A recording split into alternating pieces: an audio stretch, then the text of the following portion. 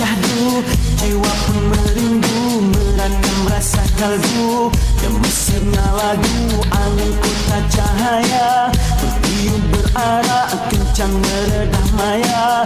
Hanya untuk dia bangkit segala seirama, meluruskan rentak sofya. Riuh rendang basah lidah, kalam wahyu mewangi di taman. Oh, semerbak harum di kisah andung, berterbangan tinggi ke intifadah. Oh, merentas misi salah suci, mewangikan taman yang dicemari. Masih yang malam, alunan suara burung turun menyanyi, zikir tidak henti. Bismillahirrahmanirrahim. Kita mulakan majlis kita dengan membuka Al-Fatihah. Assalamualaikum Ustaz. Waalaikumsalam warahmatullahi wabarakatuh. Nama saya Zikri. Kami semua ni daripada Indonesia. Hari ini saya nak buat tentang projek Ulum Al-Quran video. So hari ni Ustaz boleh Ustaz? Kita nak tanya sikit soal pasal Ulum Al-Quran. Boleh Ustaz? Okay. Saya start Ustaz. Ustaz boleh tak jelaskan sikit Ustaz tentang pengertian Al-Quran kepada tak tahu? Bismillahirrahmanirrahim. Al-Quran ini dia adalah merupakan kalam Allah Subhanahu wa ta'ala yang diturunkan kepada Nabi Muhammad sallallahu alaihi wasallam, merupakan Rasul Allah, pesuruh Allah Subhanahu wa ta'ala melalui perantaraan malaikat Jibril alaihi salam, dan sebagai petunjuk, kitab panduan, pedoman kepada umat manusia seluruhnya. Apa pendapat Ustaz tentang satu mengenai Al-Quran ni dalam kalangan tahfiz? Kira macam dalam Al-Quran tu macam mana dia nak bina dalam saya buat tahfiz? Pertamanya, apabila seseorang itu dia belajar Al-Quran saja, dia membaca saja, kan, semenjak daripada kecil dia sebenarnya pada bacaan dia itu, apatah lagi pada hafazan yang dia hafaz untuk belajar tahfiz, sebenarnya memang memberikan kesan pada tingkah laku dia.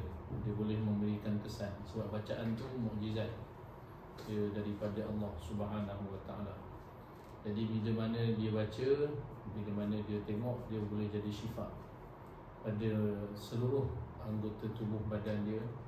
Bahkan kalau ada orang sakit mata pun yang boleh sembuh lah dengan izin Allah bila dia tengok Al-Quran. Begitu juga termasuk yang lebih lagi, iaitulah hati dia. Sebab bila baca Quran ni dia ibadah, tengok dapat pahala, apatah lagi bila dia baca. Bila benda ibadah ni sekaligus hati kita ni dia dicuci lah dengan ibadah tersebut. Bahkan kita buat ibadah lain pun macam tu juga.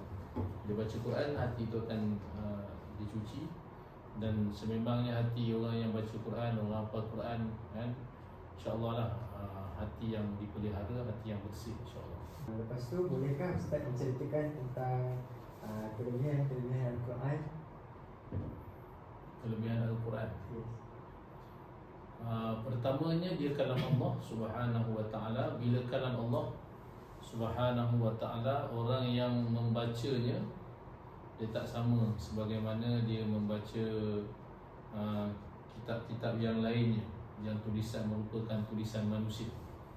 Kalau baca surat Ghabor tak sama macam baca Quran. Walaupun dibaca tu sampai habis muka surat Khabar tu, novel tak sama macam baca Quran. Walaupun khatam banyak kali novel tersebut. Orang baca Quran dihitung pahalanya itu start daripada setiap huruf Al-Quran. Setiap huruf, bukan setiap ayat, bukan setiap kalimah, bukan juga pada setiap muka surat, tapi pada setiap huruf, berpandukan daripada hadis Nabi sallallahu alaihi wasallam, man qara'a harfan min kitabillah falahu bihi hasanah. Barang siapa yang dia baca satu huruf daripada kitab Allah, yakni Al-Quran, satu huruf satu hasanah. Satu hasanah ni bersamaan dengan 10 kali ganda dengannya. Wal hasanatu bi asyri amsalha, sama dengan 10 kali ganda. Tuhan gandakan pahala. La aqulu alif lam mim harf, aku tidak katakan alif lam mim itu satu huruf, walakin alifun harf, tetapi alif satu huruf, lam satu huruf, mim satu huruf. Jadi bila dia baca alif lam mim, itu bukan satu pahala tu, itu dah dikira tiga huruf, maknanya padanya ada 30 kali ganda ganjaran. Bayangkan pula kalau kita baca tu bukan, memang tak ada orang lagi baca 3 ayat je, 3 huruf je, sekurang-kurangnya sampai dzalikal kitabul la raiba fihi hudal lil muttaqin alladzina yu'minuna bil ghaib, sampai ayat yang kelima tu, punya banyak ganjaran pahala yang dikurniakan Allah SWT kepada pembacanya. Dan kelebihannya terlalu banyak, antaranya juga dia bagi syafaat di hari akhirat kelak bagi orang yang baca. Dia juga jadi pelindung, yang kita doa waja'alhu lana hujjatan ya rabbal alamin tu. Jadikanlah Al-Quran ini sebagai hujjah, iaitu pelindung, jadi peguam bela di hari akhirat kelak, bahawasanya kita ni orang yang membaca. Ustaz, setahu saya kan, Al-Quran ni ada nama-nama lain selain Al-Quran. Apakah nama tu, Ustaz? Al-Quran ni di banyak nama. Dia bila banyak nama ni, dia menunjukkan kehebatan dan juga kemuliaan dia lah. Antara namanya yang lain selain daripada Al-Quran, dinamakan juga sebagai kalamullah. Ada juga kalamullah, kalam Allah. Dinamakan juga kitabullah. Dzalikal kitabul la raiba fihi. Juga dinamakan sebagai petunjuk, hudan linnas, dinama petunjuk. Syifa pun dia, Quran sebut ya ayyuhan nas qad ja'atkum mau'izatun min rabbikum wa syifa. Syifa. Nama yang lain Al-Furqan, tabarakalladzi nazzala al-furqan, nama-nama Quran. Al-Furqan ni maksudnya yang membezakan antara yang hak dan juga yang batil. Dan nama-nama yang lain banyak lagi lah. Itu di antara. Boleh tak Ustaz menceritakan sedikit kisah pembukuan Al-Quran tu, Ustaz? Pembukuan Al-Quran Karim dia pada zaman Nabi SAW, ketika mana diturunkan Al-Quran ni, para sahabat Nabi radhiyallahu anhum ajma'in, mereka ada dari kalangan mereka yang menulis Al-Quran ini. Ada yang sahabat-sahabat ni hafaz terus, ada yang ditulis di batu-batu, ada yang tulis di pelepah tamar, sehinggalah pada zaman Sayyidina Abu Bakar As-Siddiq radhiyallahu anhu. Pada saat ketika itu ramainya daripada kalangan penghafaz Al-Quran ini syahid dalam medan peperangan. Jadi dia pada zaman itulah yang dicadangkan Al-Quran itu dihimpunkan pada satu mushaf, kemudian disusun dan buat penambahbaikan, penyusunan yang terbaik itu pada zaman Sayyidina Uthman bin Affan radhiyallahu anhu. Dijadikan dengan satu mushaf lah zaman Sayyidina Uthman, maka dinamakan sebagai Lisan Uthmani. Itulah secara ringkas. Mungkin Ustaz terangkan tentang nuzul Al-Quran. Secara ringkas juga. Nuzul Al-Quran, pertamanya Al-Quran ini Allah Subhanahu Wa Taala turunkan secara satu tu di Lauhul Mahfuz, tersimpan di situ, dan kemudiannya daripada Lauhul Mahfuz turun kepada Nabi SAW secara berperingkat-peringkat, disebutkan munajjaman. Mula-mula pertamanya di Lauhul Mahfuz, dan kemudiannya diturunkan kepada Rasulullah SAW secara berperingkat-peringkat. dan secara peringkat-peringkat ni dia mengikut kepada situasi yang berlaku pada Rasul dan juga pada zaman Nabi lah sallallahu alaihi wasallam. Ada ketikanya diturunkan pada masa peperangan, ada masa Allah Taala nak terangkan tentang hukum, ada ketika kerana soalan-soalan daripada sahabat Nabi radhiyallahu anhu ajma'in kepada Rasulullah sallallahu alaihi wasallam, maka turun ayat lah. Itu munajjaman, turun secara berperingkat-peringkat sehinggalah sempurna diturun. Ustaz boleh tak Ustaz ceritakan tentang ilmu-ilmu Al-Quran seperti macam nahwu, sorof dia, tajwid. Di dalam Al-Quran yang pertamanya padanya ada ilmu tajwid lah. Ilmu tajwid ni ilmu bacaan. Ilmu bacaan yang berkait tentang sebutan huruf, makhraj huruf, sifat huruf, itu juga panjang pendek kan, sama itu hukum apa, itu mat kan, mat dia dalam perbincangan hukum tajwid Al-Quran. Pertamanya tajwid lah, iaitu cara bacaan. Kemudiannya dalam ilmu Quran ni padanya juga ada ilmu bahasa Arab, ada nahwu dekat situ kan. Qala Musa, qala tu fa'il, Musa fa'il. Wa idh qala rabbuka kan, qala itu fa'il, rabbuka Tuhanmu itu fa'il. Itu fa'il, fa'il maf'ulun bih ada. Ilmu saraf ada juga situ kan. Allah SWT nasta'in, nasta'in. Boleh juga asta'in. Sorry, bukan boleh. Dia kalau untuk seorang asta'in. Dia kalau untuk ramai nasta'in. Untuk kami tu. Itu adalah ilmu saraf.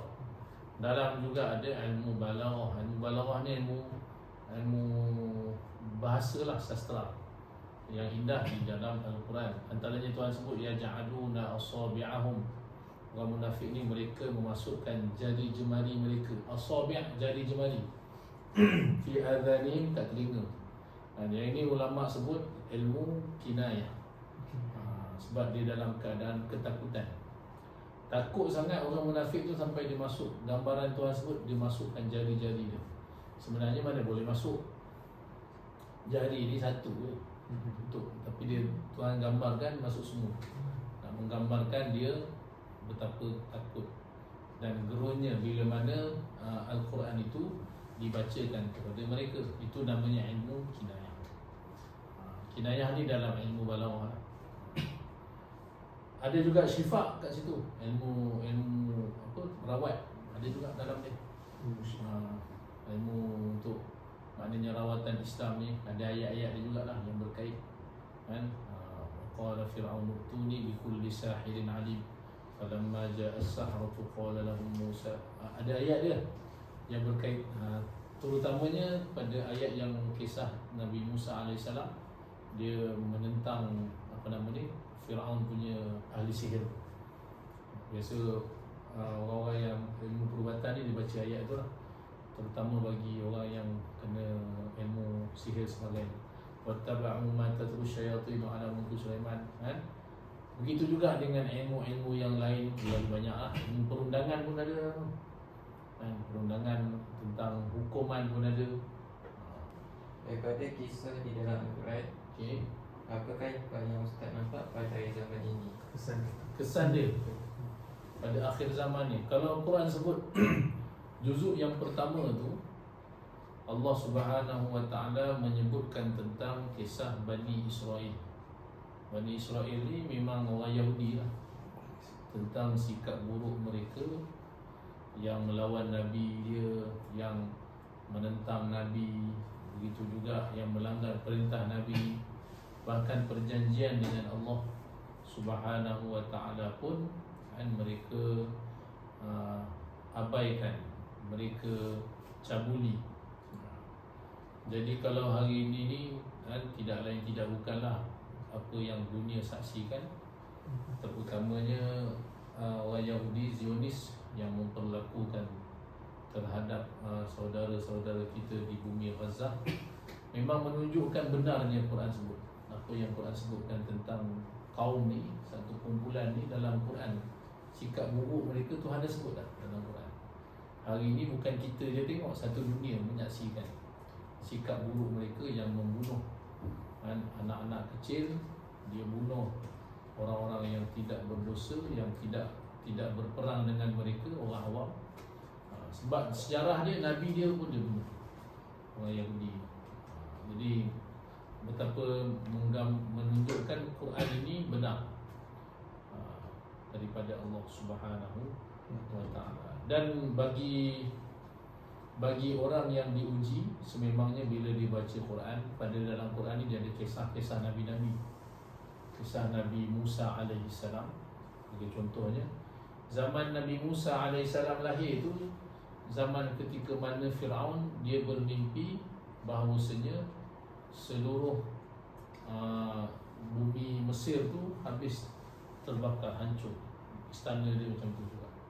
Jadi dia bermimpi itu, maka dia pun tanya dia punya pendeta dia, pentasir mimpi dia, apa maksud mimpinya itu. Lalu pentafsir mimpi dia memberitahu bahawasanya akan lahir salah seorang daripada anak Bani Israel yang akan menghancurkan kerajaan Firaun dan juga menyelamatkan Bani Israel. Kisah ni memang kisah dalam Quran lah. Sebab masa tu Firaun dia sedang bertindak kejam kepada Bani Israel, dia bangsa Qibti kan. Kemudiannya Firaun dia pun telah mengisytiharkan, kerana dia takut dengan mimpi dia tu, akhirnya dia pun menitahkan supaya setiap anak daripada Bani Israel ini dibunuh. Semua dibunuh, bayi-bayi ini dibunuh. Tuhan sebut yudzabbihuna abna'akum, mereka menyembelih ataupun membunuh anak-anak lelaki kamu, dibunuh habis. Ratusan ribu yang mati. Sebagaimana hari ini juga kan, berapa ramai yang mati, dibunuh, anak-anak kecil semua dibunuh. Sebab mereka ni takut anak-anak ni nanti besar kan, dia akan jadi pembela pada agama, jadi dia bunuh. Tapi pelajaran daripada Quran, bunuh sebanyak mana pun tapi Allah Taala selamatkan. Janji Allah tu tetap berlaku lah. Daripada ramai-ramai itu ada seorang yang ibunya diwahyukan untuk supaya dihanyutkan anak itu, dan betul-betul anak ni diambil oleh isteri Firaun, dibesarkan dalam istana Firaun. Kisah ni kisah Quran. Jadi kita sama-sama beriman dengan kisah itu dan ada pelajaran lah. Boleh jadi satu hari nanti memang ramai-ramai yang dibunuh tu ada juga, tapi insya-Allah satu masanya ada juga lah, daripada ramai-ramai itu mereka yang akan menyelamatkan kan. Dan Allah Taala pilih, Allah Subhanahu wa taala nanti dia jadi orang yang menyelamatkan umat Islam seluruhnya, insya-Allah. Apa yang Ustaz nampak perbezaan antara pelajar tahfiz dengan budak-budak pelajar SMK dari segi sekolah biasa. Sekolah biasa dari segi sosial, akhlak apa semua tu.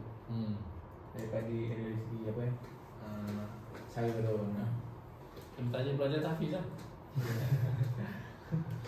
Kalau yang Ustaz nampak, sebab Ustaz tak tengok lagi lah budak sekolah menengah sebagainya, tapi beza sangat banyak lah.